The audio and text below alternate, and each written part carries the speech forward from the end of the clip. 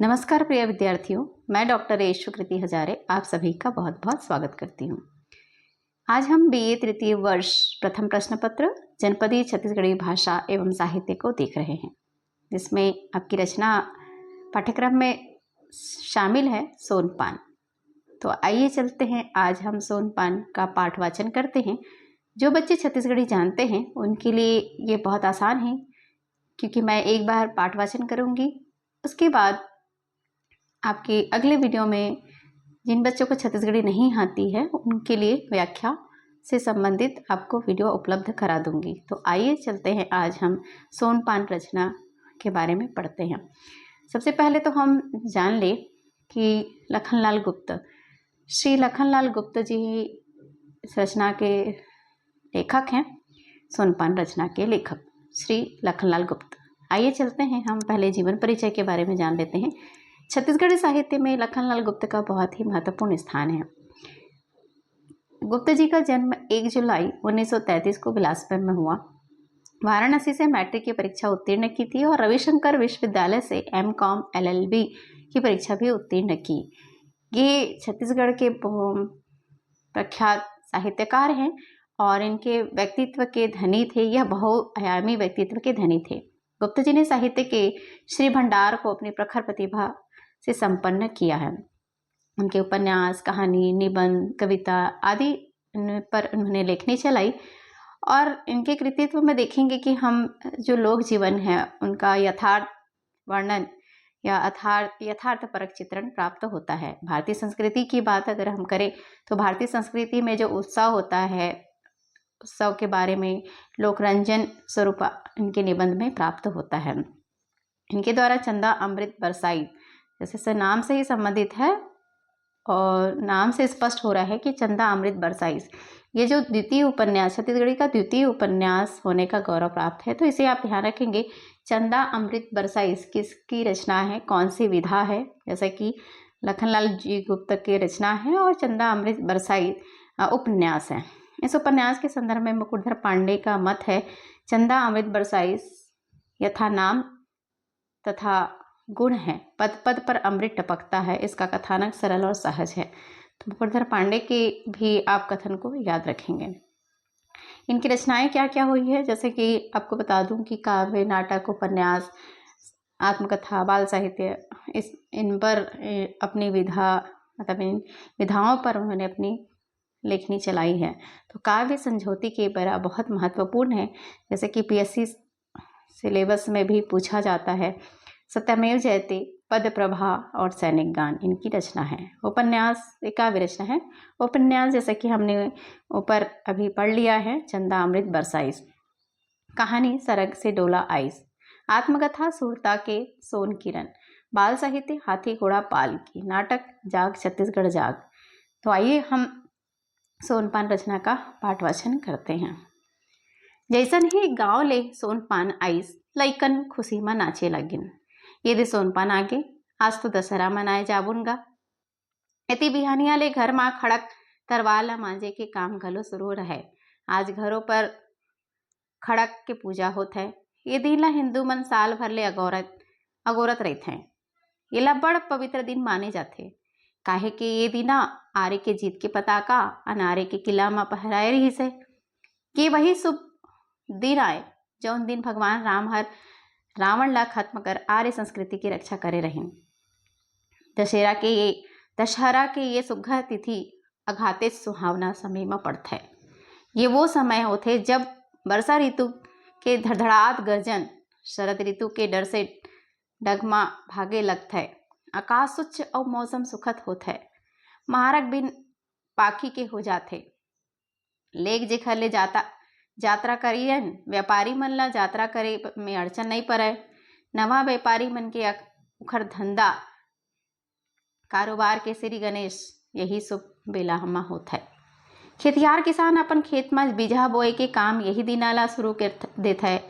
सही माँ दशहरा आज भगवान राम के राक्षसी रावण ऊपर अलौकिक विजय के यादगार में मनाए जाते हैं। एकर 10 दिन पहले या कोनो 1 महीना आगू ले रामलीला शुरू हो जाए। ये लीला महात्मा तुलसीदास के रामचरितमानस के आधार में खेले जाता है। ये लीला माँ राम के जीवन के जम्मो उतार चढ़ाव के जिंदगानी के लीला करत है। कोनो कोनो तो सिर्फ मानस के अखंड कीर्तन होता है। हमारे छत्तीसगढ़ में तो रावण के पुतला जगह जगह जलाए जाते। बिलासपुर के सनेचरी पड़ाव में रावण, कुंभकर्ण और मेघनाथ तीनों के बड़े बड़े बांज के खपची कमचील माँ बने पुतला ला जलात हैं। यही दिना राम की विजय हो जाए के बाद रात राम लक्ष्मण सीता और हनुमान जी के बने मूर्ति ला सिंहासन में बैठार के शहर के कई हिस्सा में घुमाए जाते हैं। जगह जगह ओकर आरती उतारे जाते हैं। कतको जगह दसवीं के दूसर दिन भरत मिलाप के उत्सव मनाए जाते हैं। प्रयाग नगरी में एक साल महू ये उत्सव देखे गए रहे हूँ। वहाँ के बड़े चौराहा में राम लक्ष्मण और सीता के मानव मूर्ति सिंहासन में विराजमान होके आवत रही से। दूसर कोतिले भरत शत्रुघ्न के मानव मूर्ति झांकी आवत दिखाई पड़िस। चौगट्टा के बीच में सुंदर सजे सजाए मंडप बने रहिस, जौन रंग बिरंगी बिजली के रोशनी से चकाचौंध करत रहिस। यही बेरा चारों भाई के मेल भेंट होता है। मेल भेंट के दृश्य हा अघात्य निक लागिस।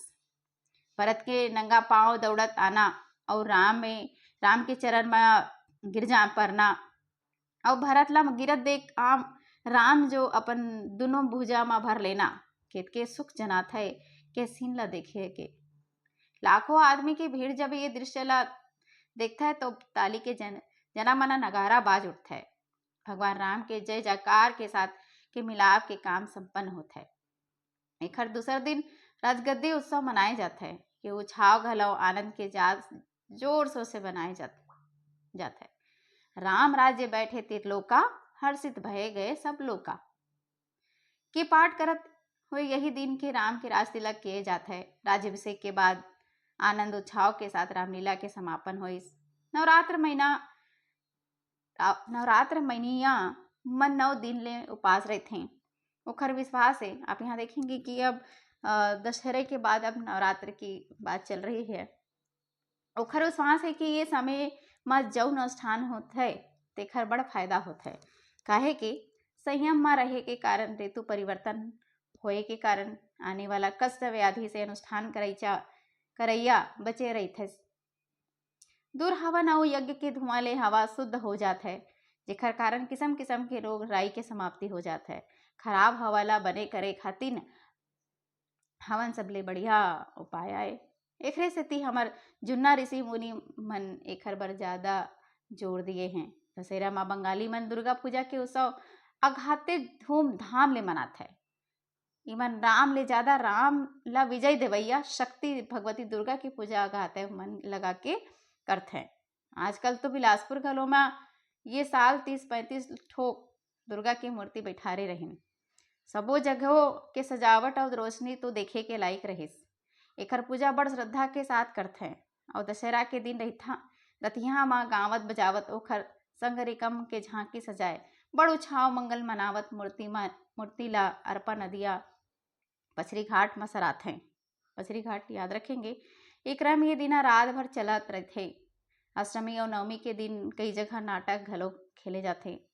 दशहरा परब छत्री मन के माने जाते हैं, पर आज पूरा देश के जम्मो मन के एला राष्ट्रीय परब मानत है। कोनो नवदुर्गा के कारण, कोनो वीर पूजा के कारण, कोनो राम के उपासना के कारण, व्यापारी अपन व्यापार के कारण और कतको जन रामायण के पाठ करके जन जागरण कराते हैं। छत्तीसगढ़ में समझौती के बेरा दशहरा के दिन नवा पोशाक पहन के लइका सियान जम्मो जिन गाजा बाजा के सके जरन तिरन रावण के पुतला जलाशय पहुंच जाता है। सबके सामू में पुतला जलाए जाते हैं जेकर पहले सोनपान की पूजा होता है। अब यहाँ पे सोनपान देखिए, सोनपान एक पत्ता होता है, जैसे कि मैंने यहाँ पे लगाया हुआ है थंबनेल में, तो आप समझ पा रहे हैं कि ये तो सोनपान है। तो सोनपान की पूजा होता है और सोनपान ला जमोझन अपन अपन हाथ में रखता है। सबले पहले भगवान ला सोनपान जमोझन अर्पित करते हैं। एक हर बाद छोटे बड़े सोनपान भेंट कर के बाद मिल भेज करते हैं। सही माँ विजय के चिन्हारी के रूप में दिए जाते। काहे कि कुमार सुदी 10वीं माँ नक्षत्र के उत्तिहाय माँ विजय नाव के काल उत है, जौन सब काम लाला सिद्ध करने वाला होता है। यही दिन भगवान राम के हर प्रवचना गिरिला प्रस्थान करके रावण जैसे बलशाली शत्रु ऊपर विजय हासिल करीस। यही दशमी के दिन वीर पांडव मन अन्यायी कौरव मनसो महाभारत युद्ध शुरू हो करीन और आखिरी में यही विजय के प्रताप से विजय श्री हर विजय की माला पहनाईस। यही तो पवित्र दिन आए जौन दिन देवराज इंद्र हर प्रयाण के धनुजेंद्र वृत्तासुर ला हराइस। काहे के मतलब ये विजयादशमी या दशहरा की तिथि आर्य संस्कृति में अपन साख महत्तम रखता है, जेकर चिन्हारी के रूप में हमन एक दूसरे ला सोन पान दे के अपन जुग जुग ले चले आज माता के पूजा, पिता के पूजा और शक्ति के पूजा ला अपन अपन घर में धारण करथन। तो हमने देखा कि किस तरह से सोनपान, यहाँ पे रचना में सोनपान के बारे में बात कही गई है। तो सोनपान को हम जब दशहरा की पूजा के समय में इसका प्रयोग करते हैं पूजा के दौरान। तो ये आज के लिए इतना। बहुत बहुत धन्यवाद, शुक्रिया।